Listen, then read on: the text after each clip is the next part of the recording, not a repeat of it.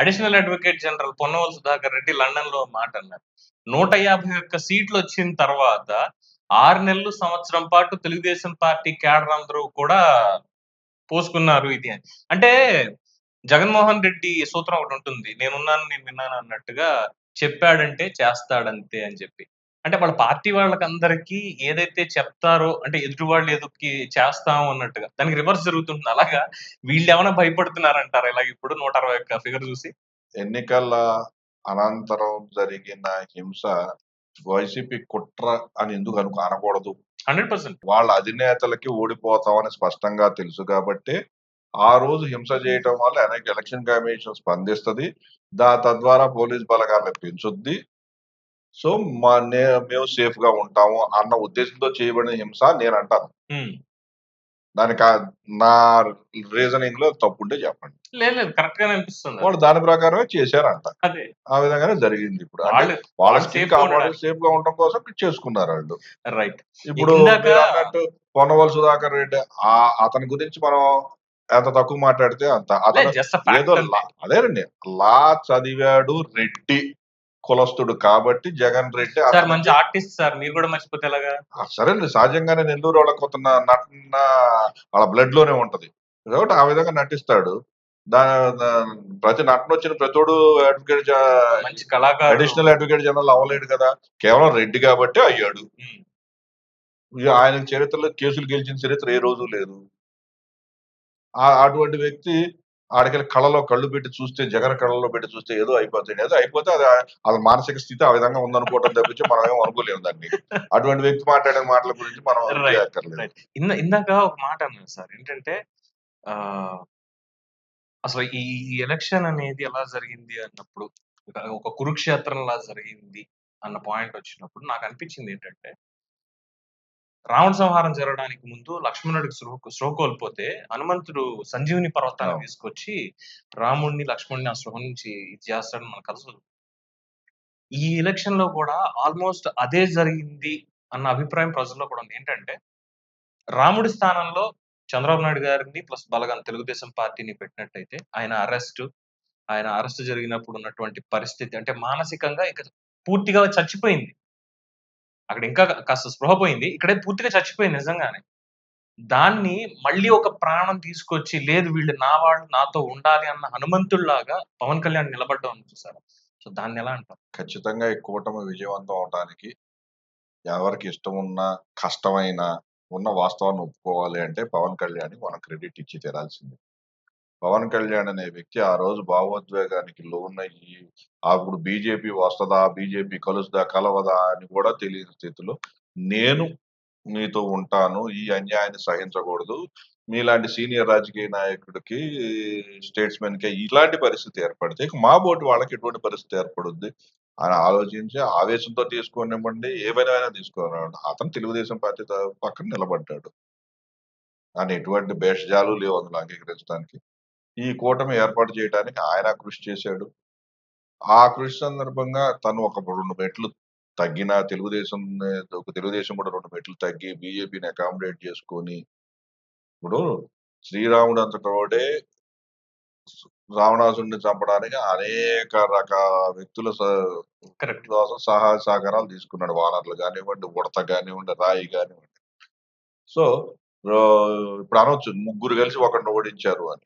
కానీ ఒక రావణాసుడు లాంటి రాక్షసుని చంపడానికి రాముడు చేసిన పని ఒప్పు అయితే ఇది కూడా ఒప్పే. కాదు ఆ రాముడు చేసింది తప్పు, రావణాసుడే గొప్ప అనేటట్టు ఇది తప్పు కింద తీసుకోవచ్చు. అలా ఒకవేళ రాముడు తప్పు పట్టే ప్రజానాయకం ఎవరన్నా వైసీపీలో ఉంటే పట్టొచ్చు. జగన్మోహన్ రెడ్డి అలాగే పడుతున్నారు, వేరే విషయం అనుకోండి. అంటే జగన్మోహన్ రెడ్డి రాక్షస అభిమాని అని చెప్పుకోవాలి, లేదా జగన్మోహన్ రెడ్డి అభిమానులు రాక్షస అభిమానులు అనుకోవాలి మనం. రాముడు ఈ దేశానికి ఆది పురుషుడు, రాముడు ప్రేమించే పూజించే దేశం కాదు, మాకు రావణుడే కావాలి అనుకున్నప్పుడు రావణుడు వ్యక్తిగతంగా నేను చెడ్డవాడు, రావణుడు కూడా పరమ శివభక్తుడు, కానీ అతనిలో ఉన్న రాక్షస ప్రవర్తన అతను రాక్షసుడు అని ప్రూవ్ చేసింది. కాబట్టి వీళ్ళలో కూడా సహజంగా 5 ఏళ్ళ నుంచి చూస్తే మనకు కనబడేది రాక్షస ప్రవర్తనే కానీ మానవ ప్రవర్తన కనబడదు. సో వాళ్ళు ఆ విధంగా అలా ఆరాధించడానికి మనం తప్పట్లేదు. ఈ ప్రయాణంలో అంటే పవన్ కళ్యాణ్ అనేటువంటి వ్యక్తిని మేము అసెంబ్లీకి రానివ్వము, అన్న స్టేట్మెంట్స్, దత్తపుత్రుడు అని, ప్యాకేజ్ తీసుకుంటున్నాడని, ఇలాగా అంటే అడ్డంకులు. ఆనాడు హనుమంతుడికి కూడా లంకకి వెళ్ళడానికి గాని, లేదంటే ఆహ్, సంజీవని పర్వతం తేడానికి గాని అడ్డంకులు. అంటే అక్కడ పాజిటివ్ అడ్డంకులున్నాయి. ఇక్కడికొచ్చేసరికి నెగెటివ్ అడ్డంకులన్నీ గూడా. ఏంటంటే ఒక కులాన్ని ఆపాదించడం. అదే కులానికి సంబంధించినటువంటి వాడు అసలు పవన్ కళ్యాణ్ అనేవాడు అసెంబ్లీకి వెళ్ళకూడదు. ఆయనేమన్నా పాకిస్తాన్ నుంచొచ్చాడా? లేదంటే ఆఫ్ఘనిస్తాన్ నుంచొచ్చాడా? లేదంటే ఒక టెర్రరిస్టా? ఎందుకు అసెంబ్లీకి వెళ్ళకూడదు? ఒక తెలుగువాడయ్యుండి, ఆంధ్రప్రదేశ్ పౌరుడయ్యుండి. దీన్నే పెత్తందారి పోకడ అంటారు.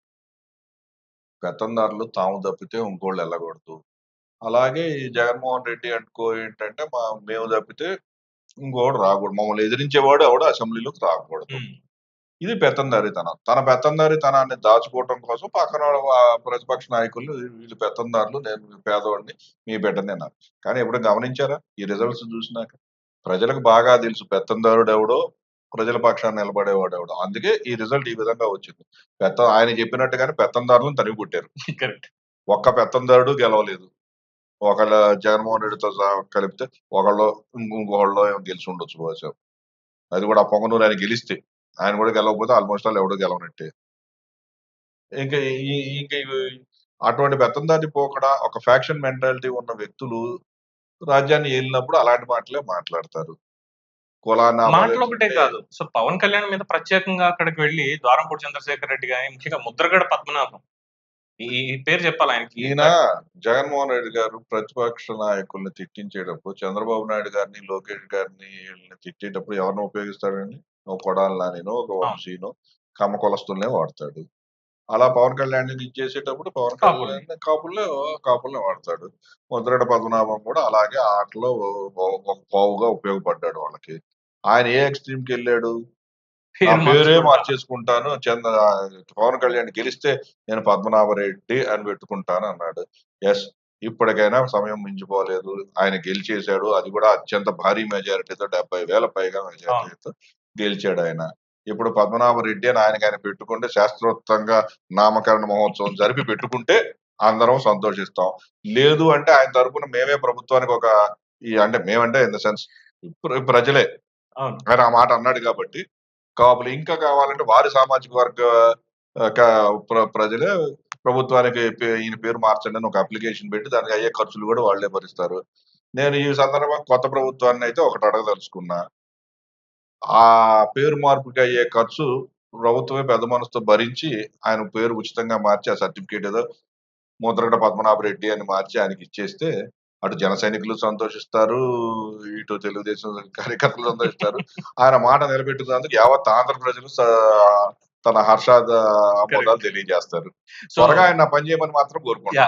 ప్రభుత్వంతో పాటు ముందుగా అంటే ఎక్కువ మీడియా వాళ్ళు కూడా చెప్తారు కాబట్టి, మీడియా మిత్రులందరూ కూడా ఈసారి నుంచి ఆయన్ని సంబోధించేటప్పుడు దయచేసి ముద్రగడ పద్మనాభం గారు అనకుండా, పద్మనాభ రెడ్డి గారు అని మాత్రమే పిలుస్తూ ఉండండి. అది ఏ మీడియా వాళ్ళైనా టీవీ5, ఏబీఎన్, ఎన్‌టీవీ మొత్తం అందరూ గూడా. జర్నలిస్ట్ సోదరులందరూ దయచేసి ఆయన పేరు మారింది. ఆయన మాట మీద నిలబడేటువంటి వ్యక్తి కాబట్టి, కాపోద్యమంలో అలా చేశాడు కాబట్టి, మనం గూడా మాట మీద నిలబడాలి. ఆయన పేరు మార్చారు. ముద్రగడ పద్మనాభర్ రెడ్డి గారు. దీని మీద మీ అభిప్రాయాన్ని కామెంట్స్ రూపంలో తెలియజేయండి. చూస్తూనే ఉండండి ఐకాన్ న్యూస్. నేను మీ పవన్ కృష్ణ.